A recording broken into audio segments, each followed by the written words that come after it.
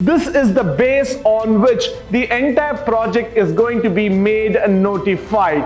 The process of appraisal generally starts from the initial phase. The project appraisal methods would be the biggest way to gain an inroad as success. Appraisal of projects can be done in many ways, but the most common way of them are financial and economic appraisal.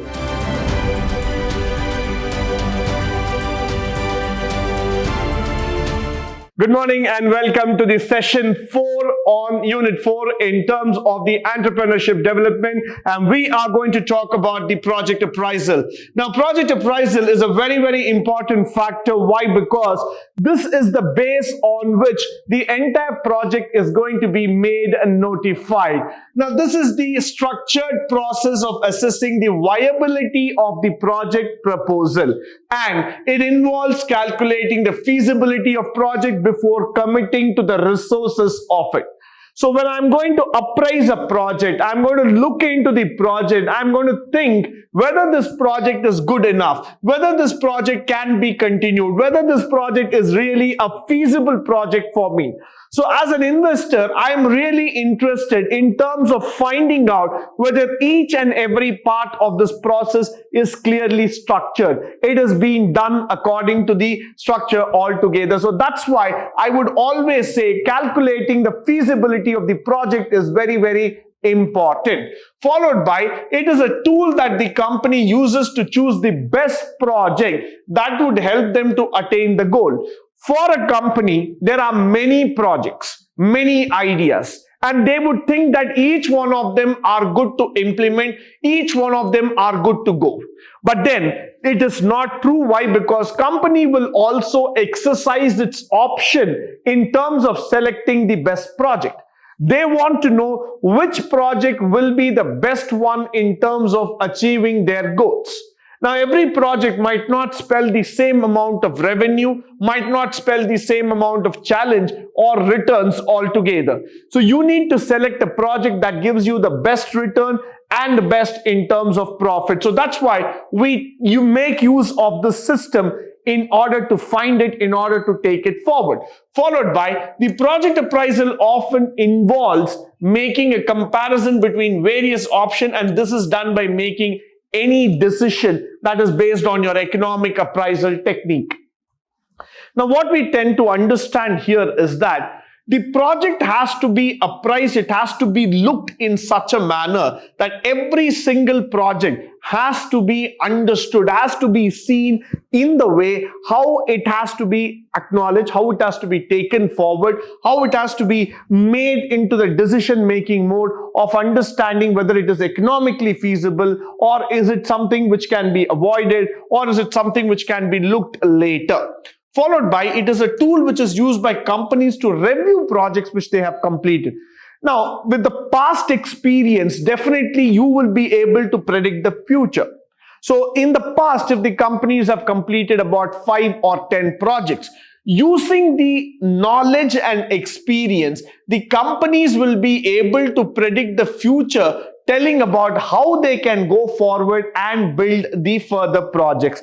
This is done to know the effect of each project on the company. This means to say that project appraisal is done to know how much the company has invested in the project, and in return, how much they are gaining from it. So this is how I would always say that the project appraisal methods would be the biggest way to gain an inroad as success in terms of your project appraisal or the project management altogether. Followed by the process of project appraisal. So we are starting with the initial assessment, defining the problem, the long list of consulting, shortlisting, developing options, comparing it, and selecting the project. Now, for example, let me take the company called as L&T, Larsen and Toubro, which is India's largest construction conglomerate altogether. Now, L&T is a very big diversified company, but has got its footwear in terms of financial services, in terms of technology, in terms of the construction. But construction being the parent holding company, being the biggest company altogether, it's one of the largest in terms of all the construction projects undertaken in India. For L&T, every time the question that comes forward is that which project would be the best project for them in terms of getting the returns. Why? Because for L&T, it is not just that they have got a project and they have to execute it. There are times when L&T would go ahead and say that I don't want to do this project because this is not going to give me the considerable returns altogether. So if I have to develop a project where the returns are way above the expectations for me, then only I would start going into it. So what does L&T typically do is that they first start getting into a consulting mode of finding out which project is good, how can we go into the project, how can we select it, is it really good enough in terms of selecting, in terms of taking it forward, will it be the best project in terms of managing it. All those questions will be looked into step by step, and then they start getting into in terms of building up the project. So when you understand the dynamics behind this project, they always go in forward of understanding how the project builds up in terms of the final accumulation. Followed by the process of appraisal generally starts from the initial phase altogether. It doesn't start directly by understanding the project and taking it forward. It is an initial phase where I want to understand the project, where I want to see whether the project is really good enough, followed by the company will now find what is the better position to decide how the capital should be spent, how the project will also help them to make decision by not spending too much of time and money, not stopping the project that is not economic. So all these kind of factors of first finding out the initial phases, whether to invest money, whether to take a decision on that stand, all these questions will be looked after step by step before they start initiating the entire course of action. Followed by the types of project appraisal. Appraisal of projects can be done in many ways, but the most common way of them are financial and economic appraisal.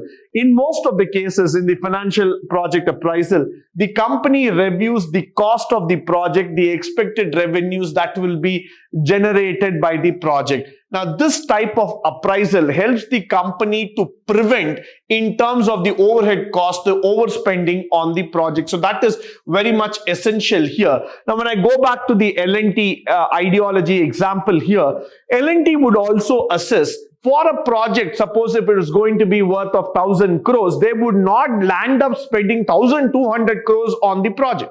Why? Because if the net revenue that they are going to get is 1,000 crores, there's no point in overspending on the project.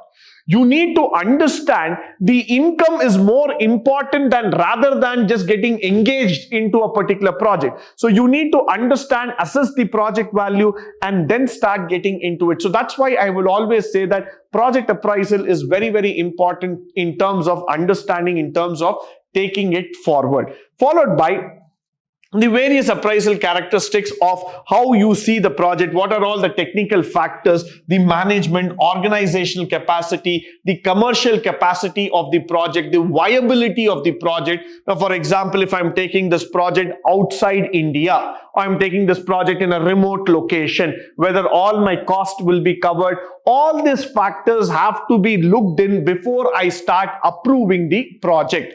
Moving forward, I'm talking about the economic appraisal now. The economic appraisal is where the project aspects are highlighted, including the requirement of raw material, the levels of the construction, the anticipated sales, expenses, utilization, all those factors, including your sales, purchase.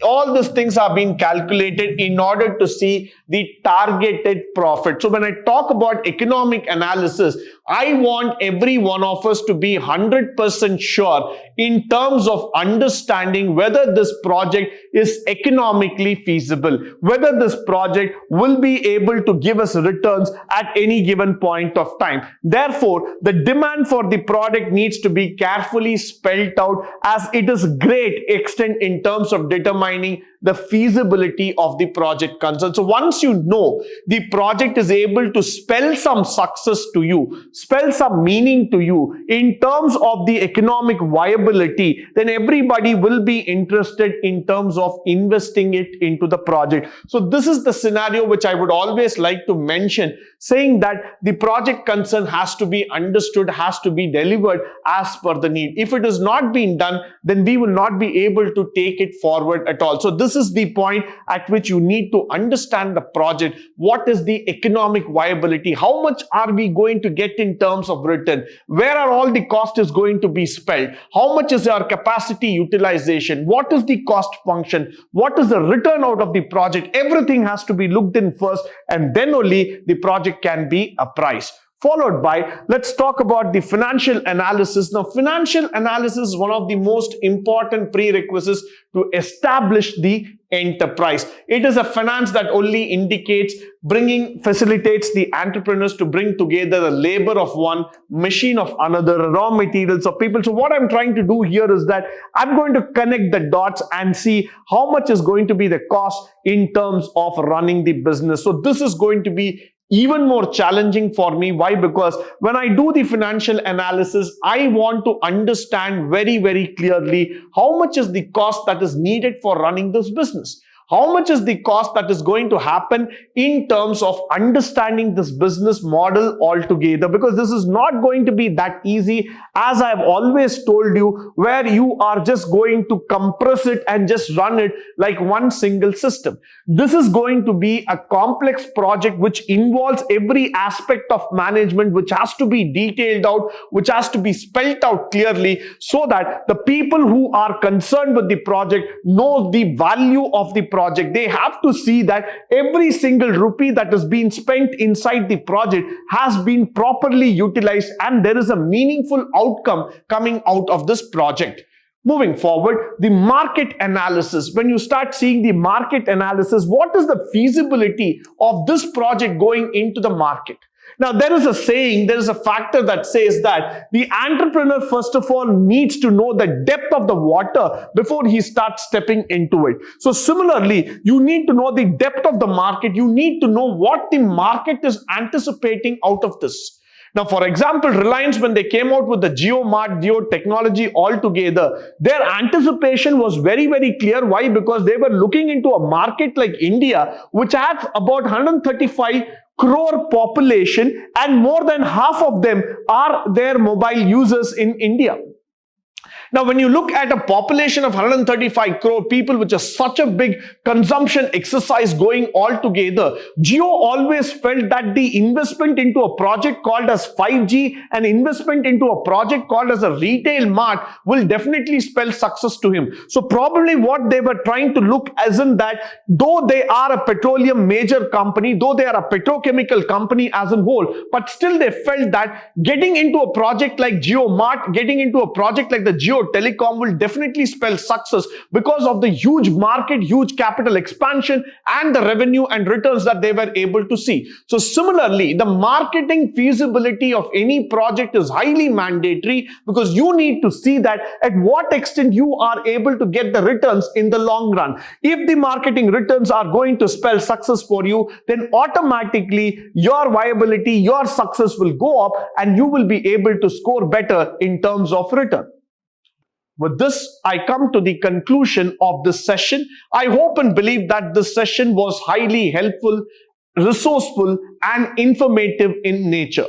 In the upcoming sessions, we will be talking more about the entrepreneurship in terms of building the various factors of business and how entrepreneurship is going to drive India in the coming years. Until then, stay tuned, stay blessed, and stay enlightened forever. Thank you once again for joining me today on this wonderful session.